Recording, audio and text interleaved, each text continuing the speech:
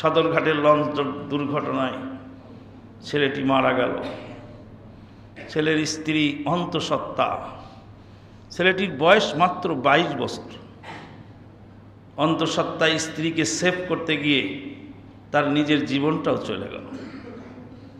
বাপ নিখোঁজ হয়ে গেল, ছেলেটা মারা গেল। যখন এলাকাবাসী ঈদের ময়দানে যাচ্ছে, ঈদগায় আনন্দ করে সালাত আদায়ের জন্য, তখন কাঁধে করে লাশ নিয়ে যাচ্ছে সোহেলের পরিবার। নিজে ঈদের মাঠে জানাজার লাশ রেখে তারপরে ঈদের সালাত আদায় করে জানাজা পড়ে সোহেলকে দাফন করে চলে আসছে। কি ভাবেন আপনি? মানুষ তো মরে যাবে, যাবেই, যেতেই পারে, কিন্তু ঈদের দিনে যার কাঁধে লাশ, ঈদের দিনে যার বাড়িতে শোকের ছায়া, তার মতো দুঃখী মানুষ, কষ্টের মধ্যে কিভাবে মানুষ চলে? 2 দিন পরে তার বাবার লাশ দাফন হলো। শিক্ষা গ্রহণ আমরা করলাম না। দুঃখজনক কথা হলো, ওই সোহেলের পকেটে ছিল 50,000 টাকা। গরিবের সন্তান, বানভাসী, বরিশাল এলাকায় বাড়ি, ঢাকা শহরে কোমরে গামছা বেঁধে, পেটে গামছা বেঁধে 2-4 পয়সা করে জমা করে 50,000 টাকা জমা করেছে, বাড়িতে নিয়ে কোনো কাজে লাগাবে। কিন্তু চোর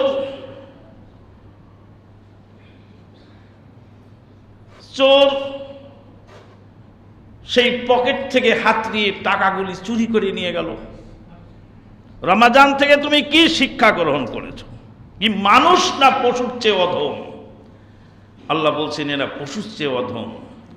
উলাইকা কাল আনআম বাল হুম আযাল উলাইকা হুমুল গাফিলুন। তারা হলো চতুষ্পদ জানোয়ারের মতো। এরপরে আল্লাহ বলছেন তার চেয়েও নিকৃষ্ট। কিছুদিন আগে সেম ঘটনা ঘটেছিল ভাঙ্গা, ফরিদপুর ভাঙ্গা এলাকায়। যার সাথে ঘটেছে তিনি সাংবাদিকদেরকে বলছেন, গাড়ি অ্যাক্সিডেন্ট হলো, আমি কিছু বুঝতে পারিনি। যখন মানুষের আঘাত প্রথম লাগে তখন টের পায় না, তারপরে লক্ষ্য করে দেখলাম যে আমার পাও একটা ছিঁড়ে একদম কোথায় চলে গেছে, আমার শরীর থেকে আমার পাও বিচ্ছিন্ন হয়ে গেছে। করুণ আর্তনাদ করে চিৎকার করছিলাম। একজন মানুষ আমার দিকে এগিয়ে এলেন, আমি বুঝতে পারলাম তিনি আমাকে হেল্প করবেন। তিনি আমার পকেট থেকে দামি মোবাইলটা বের করে, আমি ভাবলাম আমার মোবাইল দিয়ে আমার ডিয়ারেস্ট কাউকে হয়তো ফোন দেবে। মোবাইলটা নিয়ে ওনার পকেটে ভরে নিলেন, কাউকে আর ফোন দিলেন না। তারপরে আমার পকেটে টাকার বান্ডিলটা বের করে নিয়ে সোজা হেঁটে চলে গেল। আমি তখন বুঝতে পারলাম যে কি ঘটে গেল। রাসূলুল্লাহ সাল্লাল্লাহু আলাইহি ওয়াসাল্লাম সাহাবী মুআবিয়া রাদিয়াল্লাহু তাআলা আনহু বলছেন, ইন্নাল হালাকাতা কুল্লাল হালাকা, ধ্বংস, চরম পর্যায়ের ধ্বংস, ওই ব্যক্তি ধ্বংসপ্রাপ্ত, চরম পর্যায়ের ধ্বংসপ্রাপ্ত। মান আমিলা সুআ ওয়াক্তাল বালা, বালা মুসিবতের সময় তার দিল নরম হয় না, বালা মুসিবতের সময় দিলের পরিবর্তন হয় না, বালা মুসিবতের সময় কঠিন পরিস্থিতিতেও অপকর্ম ছাড়ে না, সে হলো চূড়ান্ত ধ্বংসপ্রাপ্ত।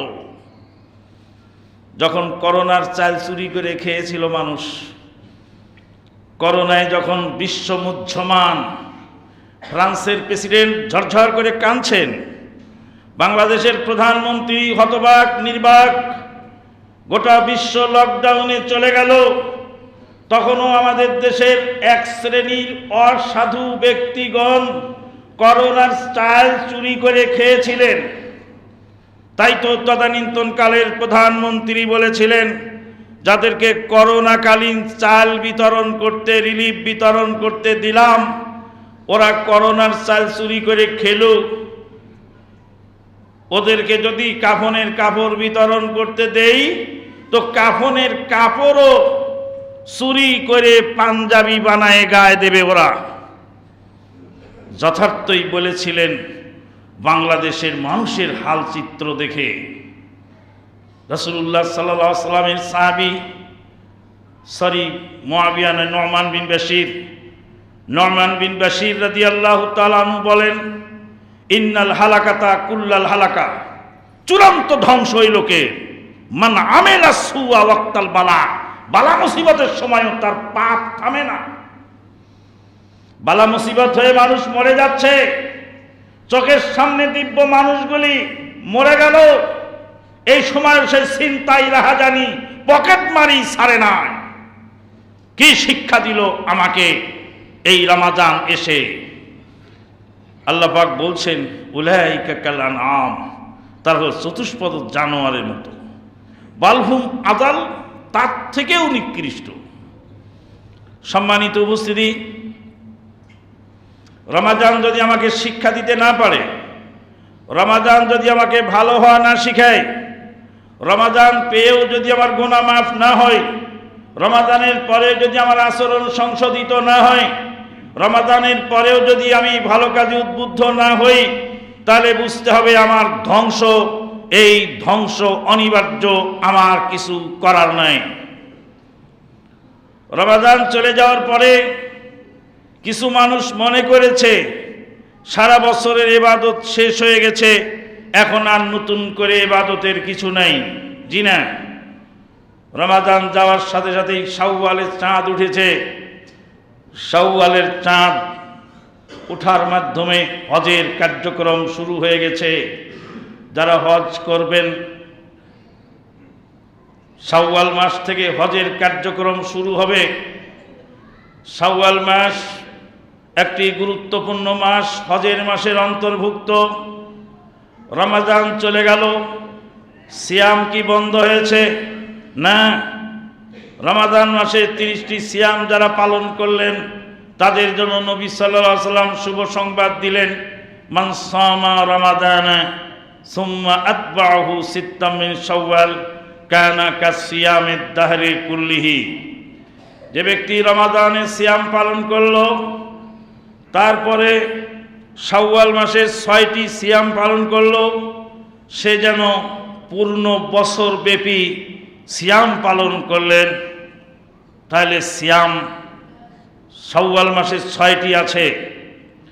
প্রত্যেক মাসে আইয়ামে বীদ 3টি করে সিয়াম, 13, 14, 15, 13, 14, 15 3টি সিয়াম ইসলামে বিধিবদ্ধ। সাপ্তাহিক সিয়াম প্রত্যেক বৃহস্পতিবার এবং সোমবার, তার মানে প্রতি সপ্তাহে 2টি করে আপনি সিয়াম রাখছেন, প্রতি মাসে 3টি করে সিয়াম রাখছেন, শাওয়াল মাসে 6টি সিয়াম রাখছেন। মান সামা ইয়াওমান ফি সাবিলিল্লাহ, আল্লাহর রাস্তায় যে ব্যক্তি একদিন সিয়াম রাখলো, কানা কা সিয়ামিদ দাহরি কুল্লিহি, সে যেন সারা বছর সিয়াম পালন করলো। আশুরায়ে মুহররমের সিয়াম,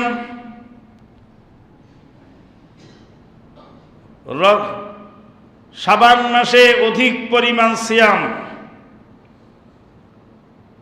9 তারিখ জিলহজ মাসের আরাফার দিনের সিয়াম। তার মানে আপনি সারা বছর কিছু না কিছু সিয়াম পালন করছেন। আপনি রমাজান চলে যাওয়ার সাথে সাথে সিয়ামের ইবাদত বন্ধ হয়নি।